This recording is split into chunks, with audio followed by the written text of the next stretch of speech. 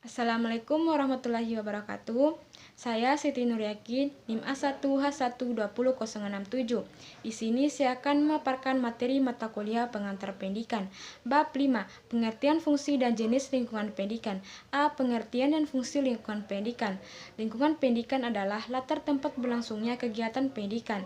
Secara umum, fungsi lingkungan pendidikan adalah membantu peserta didik dalam berinteraksi dengan berbagai lingkungan di sekitarnya, baik fisik, sosial, maupun budaya, utamanya berbagai sumber daya pendidikan yang tersedia, guna untuk mencapai tujuan pendidikan yang optimal. Berdasarkan Undang-Undang Republik Indonesia Nomor 20 Tahun 2003, Pasal 1 Ayat 1 menjelaskan bahwa terdapat 3 pokok kegiatan dalam pelaksanaan pendidikan. 1. Membimbing, terutama berkaitan dengan pemantapan jati diri dan pribadi dari segi-segi perilaku umum. Kedua, mengajar, terutama berkaitan dengan penguasaan ilmu pengetahuan. Dan yang ketiga yaitu melatih, terutama berkaitan dengan kemahiran dan keterampilan. B. Tripusat pendidikan. Tripusat pendidikan merupakan terdiri dari 3 lingkungan pendidikan yang utama. 1. Keluarga. Keluarga merupakan pengelompokan primer yang terdiri dari sejumlah kecil orang karena hubungan sedarah, di mana keluarga dapat berbentuk keluarga inti dan keluarga yang diperluas. 2. Sekolah. Sekolah sebagai tripusat yang kedua merupakan sarana yang sengaja dirancang untuk pelaksanaan pendidikan. Dan yang ketiga yaitu masyarakat. Fungsi masyarakat sebagai pusat pendidikan sangat bergantung pada taraf dari perkembangan masyarakat itu sendiri, beserta sumber-sumber belajar yang tersedia di dalamnya. Bab 6. Aliran-aliran pendidikan. A. Aliran klasik dan gerakan baru dalam pendidikan. 1. Aliran klasik dalam pendidikan. Aliran klasik dalam pendidikan terdiri dari 4. 1. Aliran empirisme. Aliran ini dikembangkan oleh John Locke yang mengembangkan teori tabula rasa, yaitu anak dilahirkan seperti kertas putih bersih. Ia menyatakan bahwa perkembangan anak dipengaruhi oleh lingkungan, sedangkan pembawaan tidak dipentingkan. 2. Aliran nativisme. Aliran ini dikemukakan oleh Schopenhauer yang menyatakan bahwa setiap anak yang dilahirkan sudah mempunyai pembawaan buruk dan pembawaan baik. 3. Aliran naturalisme. Aliran ini dipelopori oleh J.J. Rousseau yang menyatakan bahwa setiap anak yang dilahirkan mempunyai pembawaan baik, namun pembawaan baik itu akan rusak apabila dipengaruhi oleh lingkungannya. 3. Aliran konvergensi. Pelopor aliran ini yaitu William Sturm yang menyatakan bahwa setiap anak yang dilahirkan sudah disertai dengan pembawaan baik dan pembawaan buruk. 2. Gerakan baru dalam pendidikan. Gerakan baru dalam pendidikan terdiri dari 4. 1. Pengajaran alam sekitar. 2. Pengajaran pusat perhatian. 3. Sekolah kerja. 4. Pengajaran proyek. B. 2. Aliran pokok pendidikan Indonesia. 2. Aliran pokok pendidikan Indonesia yaitu 1. Perguruan kebangsaan taman siswa yang mempunyai 7 asas yang disebut dengan Asas 1992.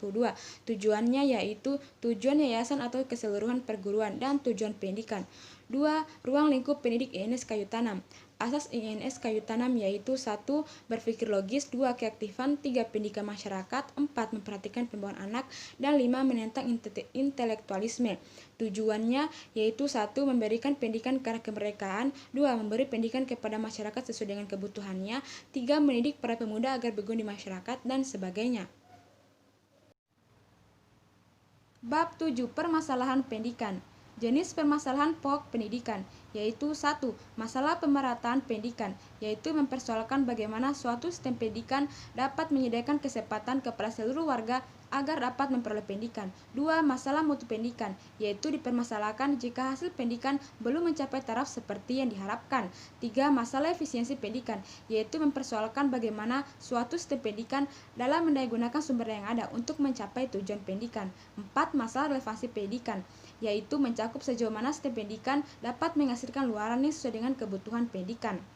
Faktor-faktor yang mempengaruhi berkembangnya masalah pendidikan yaitu 1. Perkembangan ilmu pengetahuan dan teknologi. 2. Laju pertumbuhan penduduk. 3. Aspirasi masyarakat. 4.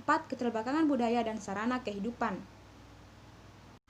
Permasalahan aktual pendidikan dan penanggulangannya. Adapun permasalahan aktual pendidikan Indonesia yaitu 1. Masalah keutuhan pencapaian sasaran. 2.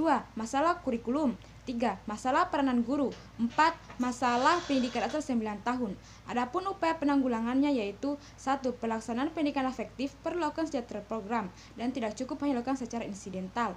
2. Pelaksanaan KO dan ekstrakurikuler harus dilaksanakan dengan sungguh-sungguh dan hasilnya diperhitungkan untuk menetapkan nilai akhir. 3. Pemilihan atas siswa yang membagi atas kelompok yang akan melanjutkan ke perguruan tinggi maupun yang akan langsung terjun ke masyarakat. Bab 8. Sistem Pendidikan Nasional. A. Kelembagaan Program dan Pengelolaan Pendidikan. 1. Kelembagaan Pendidikan. Berdasarkan Undang-Undang Republik Indonesia Nomor 20 Tahun 2003 tentang Sistem Pendidikan Nasional, bahwa kelembagaan pendidikan dapat dilihat dari segi A. Jalur pendidikan.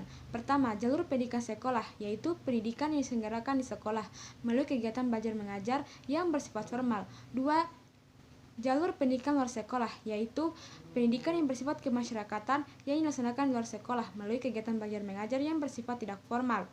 B. Jenjang pendidikan. Jenjang pendidikan terdiri dari 3, yaitu jenjang pendidikan dasar, 2. Jenjang pendidikan menengah, dan 3. Jenjang pendidikan tinggi.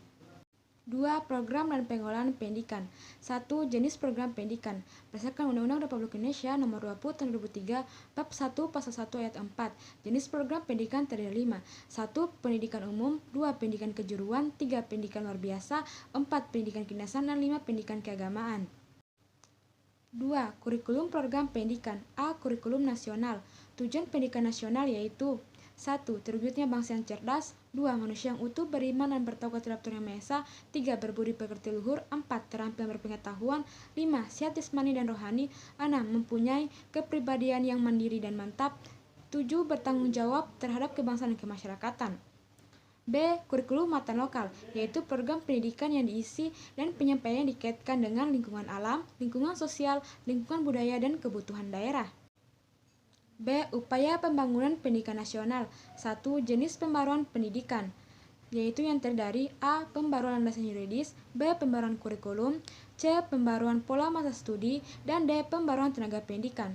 2.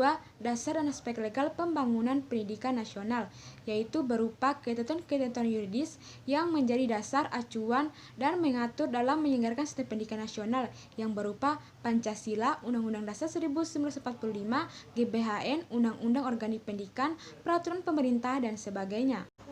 Bab 9. Pendidikan dan Pembangunan. A. Esensi pendidikan dan pembangunan serta titik temunya. Status pendidikan dan pembangunan masing-masing dalam esensi pembangunan antara keduanya yaitu 1. Pendidikan merupakan usaha ke dalam diri manusia, sedangkan pembangunan merupakan usaha keluar dari diri manusia. 2. Pendidikan menghasilkan sumber daya tenaga yang dapat menunjang pembangunan, dan hasil pembangunan dapat menunjang pendidikan. B. Sumbangan pendidikan pada pembangunan. Sumbangan pendidikan terhadap pembangunan dapat dilihat dari beberapa segi. 1. Segi sasaran pendidikan, 2. Segi lingkungan pendidikan, 3. Segi jam pendidikan, 4. Segi pembinaan kerja atau sektor kehidupan. C. Pembangunan sistem pendidikan nasional. 1. Mengapa sistem pendidikan harus dibangun? Sistem pendidikan harus dibangun yaitu untuk mencapai kesempurnaan manusia, yaitu manusia yang berilmu, berakhlak, dan mempunyai kemampuan yang berguna bagi bangsa. 2. Wujud pembangunan sistem pendidikan. Secara makro, sistem pendidikan mempunyai banyak aspek yang saling berkaitan satu sama lain, yaitu 1. Aspek filosofis keilmuan, 2. Aspek yuridis, 3. Aspek struktur, dan 4. Aspek kurikulum. Demikian pemaparan materi saya. Wassalamualaikum warahmatullahi wabarakatuh.